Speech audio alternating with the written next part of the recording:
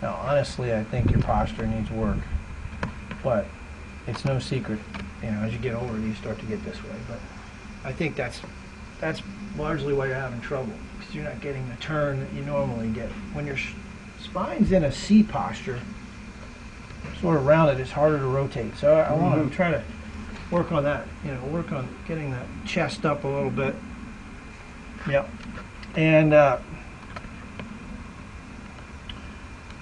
putting a box here. You see how close your pelvis stays to the original position.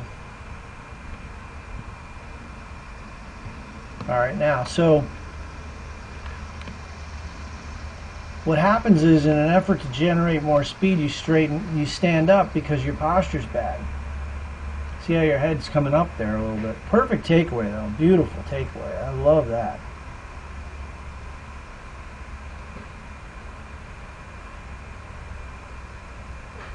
All right, so the top of your swing,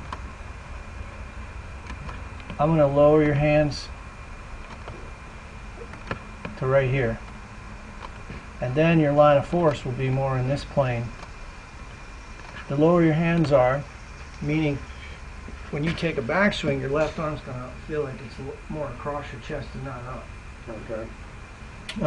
It's going to feel flatter, essentially. Because this is just a little steep coming in. Not real steep, but a little steep. Yeah, I hit some steep shots every now and then. You hit, you know, do you check your divots so you get to the left? Yeah. And the reason that happens is your shoulders are operating too much in a rotational manner. You're not getting enough drop in the right shoulder. And so when you start down, you got to feel like your back stays to the target and all that. And I'm not saying you have to think about that, but I think just by getting your hands here, it'll automatically happen, as opposed to you having to think about it. But yeah, your shoulders get a little active a little early in the downswing. And that's not a big over-the-top move there. It's a little steep, though.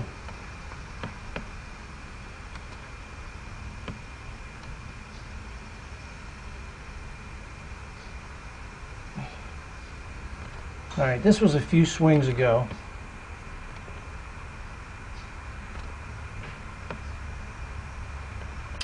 What we're looking for here is how much your head drops back.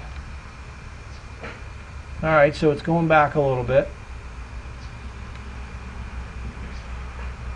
And to me, that's a little too, still not over the ball enough. Your head's still behind where it started. So I want to get some lateral movement. All right, that sounds crazy, but I want this left hip to make more of a lateral shift. Let me show you what I mean. So when you initiate the downswing, even before you finish the downswing, I want to get that, rolling that right ankle in and making a more pronounced lateral shift with your pelvis toward the target, because I think that's a problem. She's going to be right about there. The outside of her left leg is right over the outside of her left toe. Now, obviously, your foot's flared out more than hers. But I suspect your left hip doesn't even get to that line right there. Yeah, see, it doesn't. So you're hanging back too much. You can see how much more on the left side she is there with her everything. And the other thing that's very obvious too is if we put a,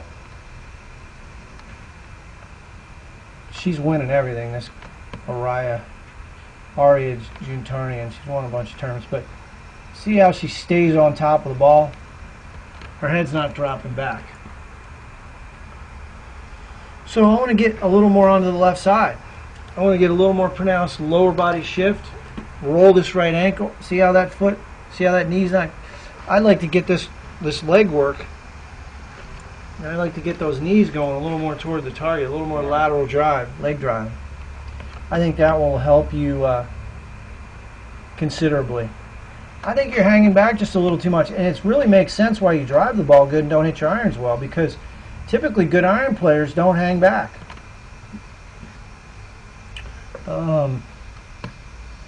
They stay more on top of the ball. So that would be my initial evaluation. I think everything else is pretty good.